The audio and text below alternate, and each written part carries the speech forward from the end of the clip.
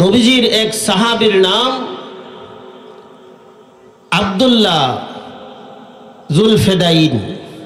নামটা কি? আব্দুল্লাহ জুল ফেদাইন। সে যুবক, 16 বছরের যুবক। তার ফ্যামিলির, পরিবারের কেউই ইসলাম গ্রহণ করেন নাই। শুধুমাত্র এই যুবক, 16 বছরের যুবক ইসলাম গ্রহণ করেছে। তার পিতা দুনিয়াতে নাই, তার চাচা আছে, তার আম্মা বেঁচে আছে, তার পিতা নাই, জন্মদাতা পিতা নাই। সে আব্দুল্লাহ নবীর কালেমা পড়ে ইসলাম গ্রহণ করে ফেলেছেন আরো আগেই, কিন্তু সেটা সে গোপন রাখছে, প্রকাশ করে নাই। কোন রকম কোন কায়দা কৌশলে তার চাচা জেনে ফেলেছে যে আব্দুল্লাহ তো ইসলাম গ্রহণ করে ফেলেছে। যেই মাত্র জানতে পারছে, তার বাতিজাকে জিজ্ঞেস করলো, আব্দুল্লাহকে জিজ্ঞেস করলো, তুমি নাকি মুহাম্মদের কালিমা পড়ে মুসলমান গ্রহণ করেছো, ইসলাম গ্রহণ করেছো, সেটা কি সত্য? বাতিজা চিন্তা করে দেখলো, আর এতদিন লুকাইয়া রাখছি, এখন আর লুকাইয়া রাখা লাভ নাই, প্রকাশ করে দেই। বলছেন, জি চাচা, আমি তো কালিমা পড়ে মুসলমান হয়ে গেছি। সুবহানাল্লাহ। যেই মাত্র বলছেন, চাচা বললেন, তোমার 2টা পথ খোলা আছে। একটা, ইসলাম ত্যাগ করতে হবে, যদি ত্যাগ না করো এই বাড়িঘর থেকে তোমার ছেড়ে চলে যেতে হবে।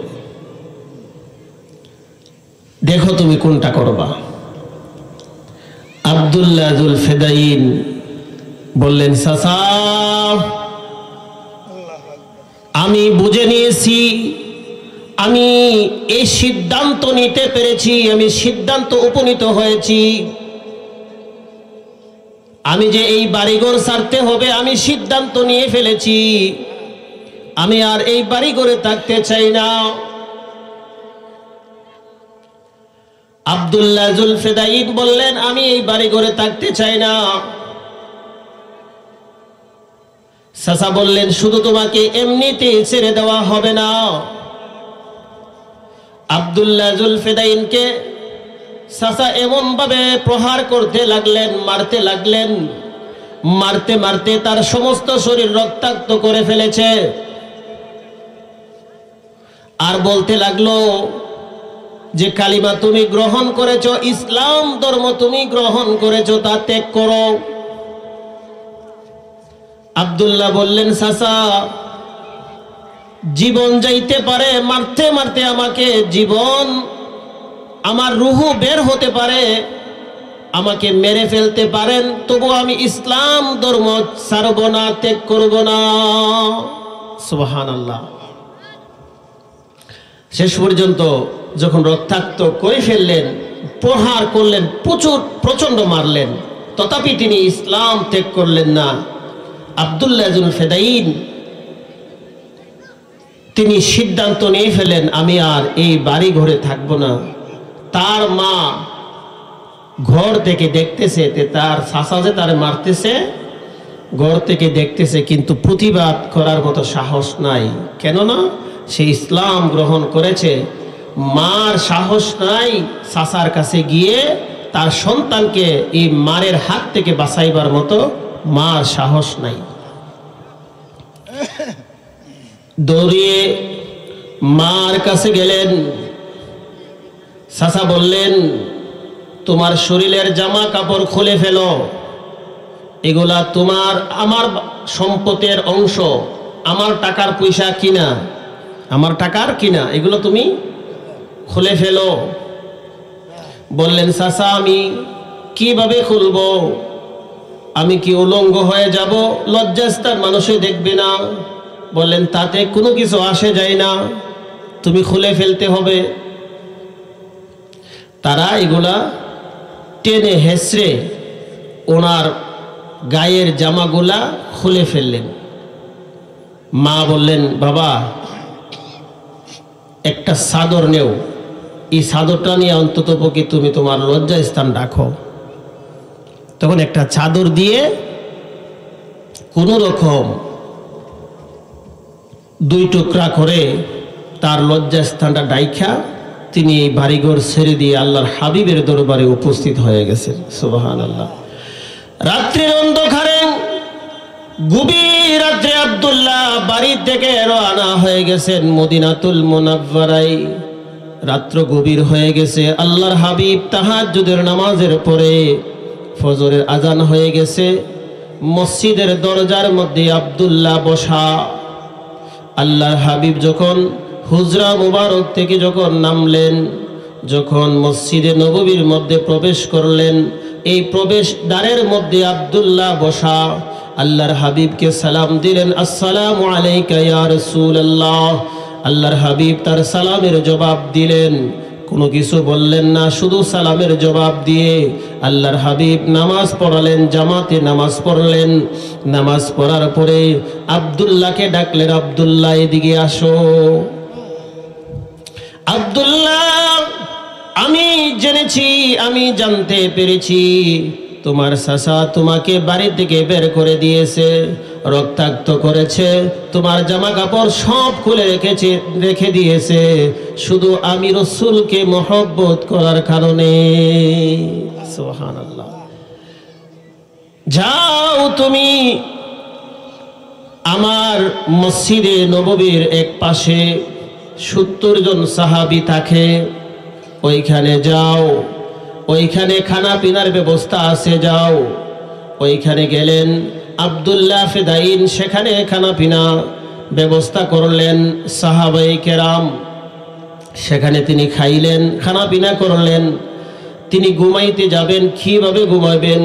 এই 70 জন সাহাবীদের মধ্যে মাত্র একটা কম্বল, শীতের মৌসুম কিভাবে কাটাবেন? বহু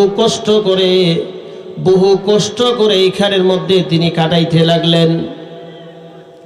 আল্লাহর হাবিব একদিন হযরতে আবু বকর, হযরতে উমর রাদিয়াল্লাহু তাআলা আনহুকে নিয়ে তিনি কোথাও যাবেন, রওনা হয়েছেন। আব্দুল্লাহ ফেদাইন বললেন, ইয়া রাসূলুল্লাহ, আমিও আপনাদের সঙ্গে যাইতে চাই। আল্লাহর হাবিব বললেন, চলো। আর মাঝে মধ্যে আব্দুল্লাহ এই মসজিদে নববীর মধ্যে বসে তিনি অনেক সময় মুরাকাবার হালতে থাকতেন। মুরাকাবা করে তিনি অনেক সময় আল্লাহ বলে চিৎকার করতেন। মাঝে মধ্যে আল্লাহ বলে কি করতেন?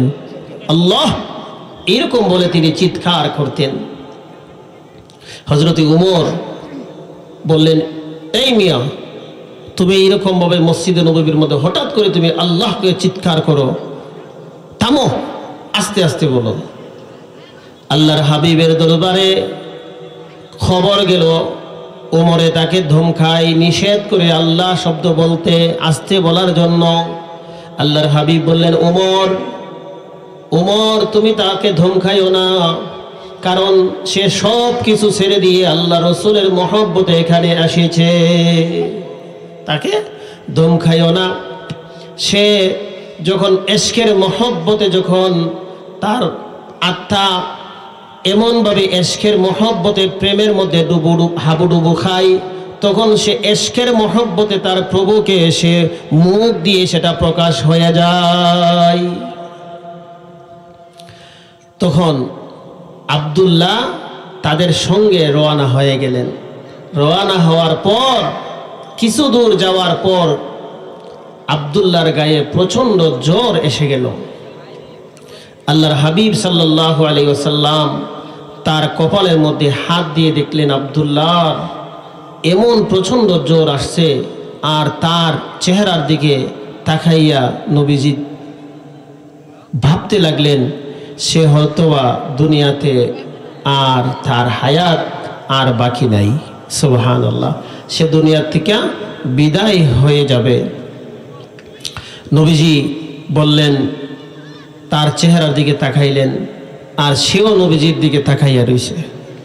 দীর্ঘক্ষণ আব্দুল্লাহ আল্লাহর হাবিবের চেহারার দিকে তাকাইয়া রইছে। আল্লাহর হাবিবও আব্দুল্লাহর দিকে তাকাইয়া রইছে। কিছুক্ষণ এইরকম ভাবে তাকানোর উপরে আব্দুল্লাহ বলতেছে, আশহাদু আল্লা ইলাহা ইল্লাল্লাহ ওয়া আশহাদু আন্নাকা রাসূলুল্লাহ।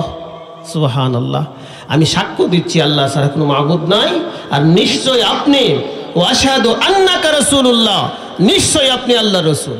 সুবহানাল্লাহ।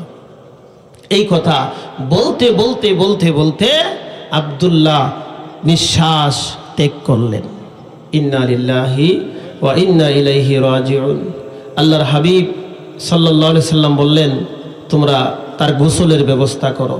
সাহাবায়ে কেরাম আব্দুল্লাহর গোসলের ব্যবস্থা করলেন, আর বললেন তার কাপড়ের ব্যবস্থা আমি করতেছি। আল্লাহর হাবিব ঘরের হুজরা মুবারক থেকে একখানা চাদর মুবারক, নবীজি যে চাদর মুবারক গায়ে দিতেন, এই চাদর মুবারক পাঠিয়ে দিলেন, বললেন সেটা আব্দুল্লাহর কাফনের তোমরা বানিয়ে দিবা। সুবহানাল্লাহ। নবীজির গায়ের চাদর মুবারক আব্দুল্লাহর কাফন হয়ে গেল।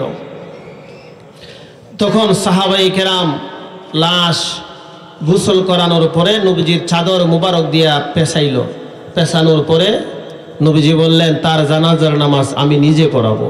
সুবহানাল্লাহ। নবীজি আব্দুল্লাহর জানাজার নামাজ নিজে পড়াইলেন। কে কবরের মধ্যে নামবে? তার বাবা তো দুনিয়াতে নাই, এখানে তো কোনো আত্মীয় স্বজন নাই। আল্লাহর হাবিব বললেন, আব্দুল্লাহর পক্ষ থেকে আমি তার কবরের মধ্যে নামব। নবীজি আব্দুল্লাহর কবরের মধ্যে নামিয়া বলতেছেন সাহাবীদেরকে, ও আমার সাহাবীরা, আব্দুল্লাহর লাশ দাও, আমার কোলের মধ্যে আব্দুল্লাহর লাশ তুলে দাও। নবীজির কুল মোবারকের মধ্যে আব্দুল্লাহর লাশ তুলে দিলেন। নবীজি আব্দুল্লাহর লাশ কবরের মধ্যে শোয়াইলেন। হযরতে ওমর রাদিয়াল্লাহু তাআলা আনহু কবরের পাশের মধ্যে দাঁড়িয়ে চিৎকার দিয়ে কাঁদতে লাগলেন, আর বলতে লাগলেন, আব্দুল্লাহ রে, এই লাশ যদি তোর না হইয়া আমার লাশ হইতো, এই লাশটা যদি তোর না হইয়া আব্দুল্লাহ এই লাশ আমার হইতো, আমি ধন্য হইতাম, আমার জীবন ধন্য হইতো।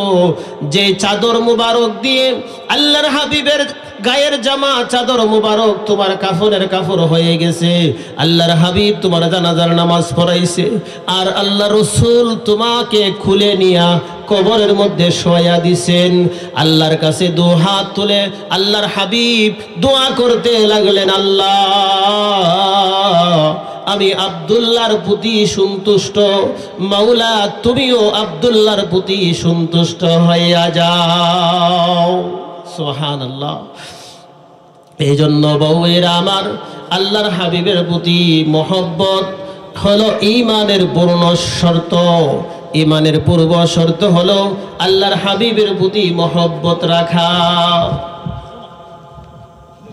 তো এইরকম ভাবে নবীর মহব্বত সাহাবায়ে কেরাম করে গেছেন, আমাদের জন্য প্রমাণ দৃষ্টান্ত রেখে গেছেন। এরকম মহব্বত, বহুত মহব্বত সাহাবায়ে কেরাম থেকে। হযরতে হুযায়ফা রাদিয়াল্লাহু তাআলা আনহু নবীজির এক সাহাবী, নামটা কি মনে থাকবো? হযরতে হুযায়ফা। বলেন কি নাম?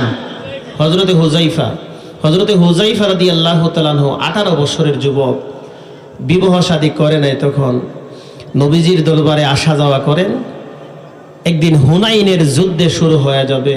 আল্লাহর হাবিব 3 জন সেনাপতি হুনাইনের যুদ্ধের ময়দানে মোতায়েন করবেন। এর মধ্যে সর্বপ্রথম সেনাপতির নাম হযরতে হুযায়ফা রাদিয়াল্লাহু তাআলা আনহু। নবীজি উল্লেখ করলেন, হুযায়ফা কিন্তু মজলিসের মধ্যে নাই। একটা যুদ্ধের ময়দানে যাইতে গেলে যে সমস্ত সাহাবায়ে কেরাম যুদ্ধের ময়দানে যাবে, তাদেরকে নিয়ে পরামর্শ করতে হয়, কোন জায়গায় থাকতে হবে, কিভাবে লাইন ধরতে হবে, কিভাবে কাফেরদের মোকাবেলা করতে হবে, এই রকম পরামর্শ করতে হয়। বা যুদ্ধের সামগ্রী অস্ত্র শস্ত্র খাদ্য পানি মজুত করতে হয়, কিভাবে নিতে হবে, কে নিবে, কিভাবে থাকবেন, এর মধ্যে সেনাপতি কে কে থাকবেন। এই হুনাইনের যুদ্ধে 3 জন সেনাপতি নিযুক্ত করেছিলেন। এর মধ্যে প্রধান সেনাপতি নিযুক্ত করেছিলেন হযরতে হুযায়ফা রাদিয়াল্লাহু তাআলা আনহুকে।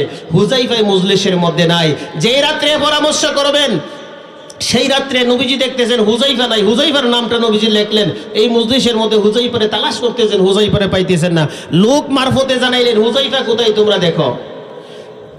দূত যিনি চিঠি প্রেরণ করছেন, আল্লাহর হাবিবের চিঠি লিখছেন হুযায়ফার কাছে, হুযায়ফারে নিয়ে আমার চিঠিখানা দাও, আগামীকাল হুনাইনের যুদ্ধে সকালে ফজরের নামাজের পর আমরা বের হয়ে যাব। হুযায়ফারে তালাশ করতে করতে করতে করতে গিয়া দেখে মদিনার এক ফুল্লিতে হুযায়ফার বিবাহ শাদী আজকে রাত্রে। সুবহানাল্লাহ বলেন।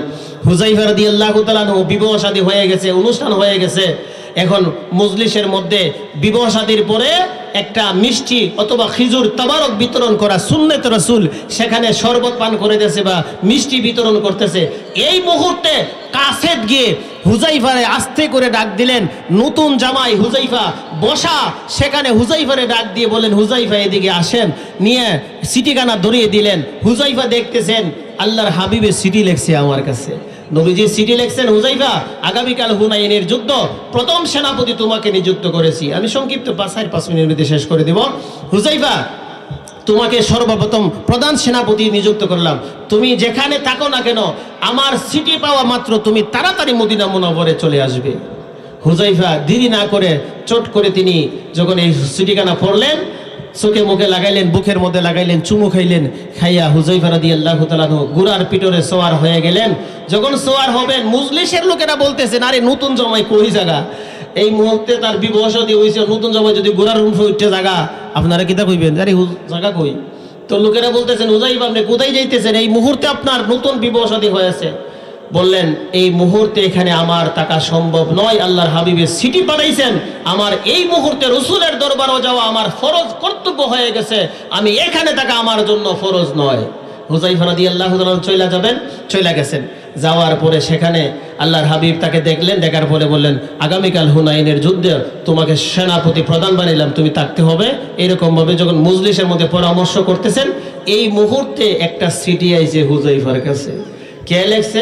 ওই নতুন বধূ, নতুন স্ত্রী চিঠি লেখছে, হুযায়ফা তুমি চইলা গেলা, তোমার তো দেখলাম না, তুমি আমার স্বামী, আমিও তোমাকে দেখলাম না, তুমিও আমাকে দেখছো না, তো একটু আসো, তোমাকে দেখা নেই। হুযায়ফা অপর পৃষ্ঠার মধ্যে লিখে দিলেন, বিবি গো, তোমার সাথে আর আমার এখন দেখা করা সম্ভব নয়, যুদ্ধের ময়দান থেকে যদি ফিরে আসি, আল্লাহ আমাকে ফিরিয়ে আনেন, তাহলে তোমার সাথে দেখা হবে। দ্বিতীয় চিঠি এরকমভাবে 3টা চিঠি পাঠাইছে। আল্লাহর হাবিব দেখতেছেন বারবার খালি চিঠি পড়তেছে। হুযায়ফা বললেন, হুযায়ফা তোমার কে চিঠি দে বারবার? বললেন, ইয়া রাসূলুল্লাহ, গত রাত্রে আমার ওই ফুল্লিতে এক মহিলার সাথে বিবাহ হয়েছে, সে নতুন বধূ, আমাকে দেখে নাই, আমিও তাকে দেখি নাই, সে বারবার চিঠি লিখতেছে আর বলতেছে আমি তার জন্য দেখা করতাম। আল্লাহ রাসূল বলেন, যাও, তাড়াতাড়ি যাও, তবে ফজরের নামাজের পরে ওই দিকে তুমি যাইবা, আমরা সমস্ত সাহাবায়ে কেরাম ওই দিকে থাকবো, আমি সহ ওইখানে থাকবো, তুমি তাড়াতাড়ি গিয়ে আমাদের সাথে ওইখানে যোগ হইবা। এই কথা বলার পরে হুযায়ফা দৌড়িয়ে গেলেন, ঘোড়ার উপর সওয়ার হয়ে যুদ্ধের সমস্ত সামগ্রী তিনি পরিধান করছেন, অস্ত্র শস্ত্র যা কিছু নিবার সব তিনি গায়ের মধ্যে দিয়ে দিয়েছেন, অর্থাৎ যুদ্ধের প্রস্তুতি নিয়ে ওই তিনি গেছেন। যাওয়ার পরে হুযায়ফার বিবির ডাকলেন, হুযায়ফার বিবি কোথায়, তুমি বের হয়ে আসো। আসলেন, আসার পরে দেখলেন, সালাম করলেন, সালাম করে বললেন, ইয়া যে স্বামী আমার, একটু ঘোড়ার থেকে নামেন, একটু শরবত পান করেন। বললেন, না গো বিবি, তোমার শরবত এই মুহূর্তে পান করা আমার পক্ষে সম্ভব না, আল্লাহ রাসূল আমার জন্য দাঁড়িয়ে আছেন। তো বললেন, ছেলে শরবত না পান করলে আমি একটু দোয়া করি, আমার এই দোয়ার মধ্যে আপনি একটু আমিন আমিন কইবেন। সুবহানাল্লাহ বলেন। স্ত্রী জানে যেই সাহাবী যুদ্ধের পোশাক পরিধান করে যুদ্ধের ময়দানে রওনা হয়ে যায়, সে আল্লাহর রাস্তা বের হয়ে গেছে, সেই যদি আমার দোয়ার মধ্যে আমিন বলে, আমিন বলতে দেরি আল্লাহ কবুল করতে দেরি করবেন না।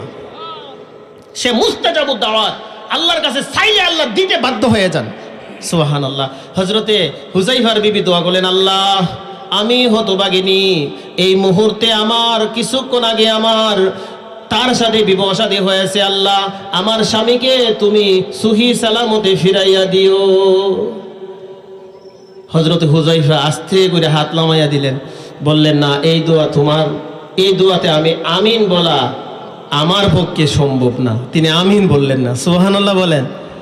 স্বামী আমিন বললেন না, স্ত্রীকে বললেন, হুযাইফা বললেন, ও বিবি তুমি জানিয়া রাখো, আমি দেখতেছি জান্নাতের হুরগুলা আমার জন্য জান্নাতের শরবত লইয়া দাঁড়াইয়া রইছে। এর মানে হলো আমি আর দুনিয়াতে থাকবো না, যুদ্ধের ময়দানে আমি শহীদ হয়ে যাব। শহীদ হওয়ার পরে তোমার স্বামীকে ইচ্ছা মতে তোমার মনের মতো তুমি দেখা নিবা। সুবহানাল্লাহ। যাই হোক, তো সাহাবায়ে কেরামের আদর্শ ছিল নবীর জন্য, নবীর ইসলামের জন্য খেদমত করা এবং নিজের জান দিয়ে, এমনকি নিজের মাল পর্যন্ত দিয়েছেন। নিজের স্ত্রীর মায়া করে নাই, সন্তানের মহব্বত করে নাই, মায়া করে নাই, নিজের জীবন ত্যাগ করে দিয়েছেন সাহাবায়ে কেরাম। এই দৃষ্টান্তের প্রমাণ দিয়ে গেছেন আমরাও যাতে নবীর মহব্বতে, নবীর ইশকে জীবন দিতে পারি, আমল করতে পারি নবীর সুন্নতের উপরে। একটা সুন্নতের উপরে যদি নবীর কেউ আমল করে 100 এইরকম হুযাইফার মতো 100 শহীদের মর্যাদা আল্লাহ তার আমল নামের মধ্যে দান করে দিবেন। আল্লাহ রাব্বুল আলামিন আমাদেরকে নবীর সুন্নতের উপর, সাহাবায়ে কেরামের আদর্শের উপর জীবন গড়ার তৌফিক আল্লাহ আমাদেরকে দান করেন, বলেন আমিন। ওয়া আখিরু দাওয়ানা আলহামদুলিল্লাহি রাব্বিল আলামিন। আসসালামু আলাইকুম ওয়া রাহমাতুল্লাহি ওয়া বারাকাতুহু।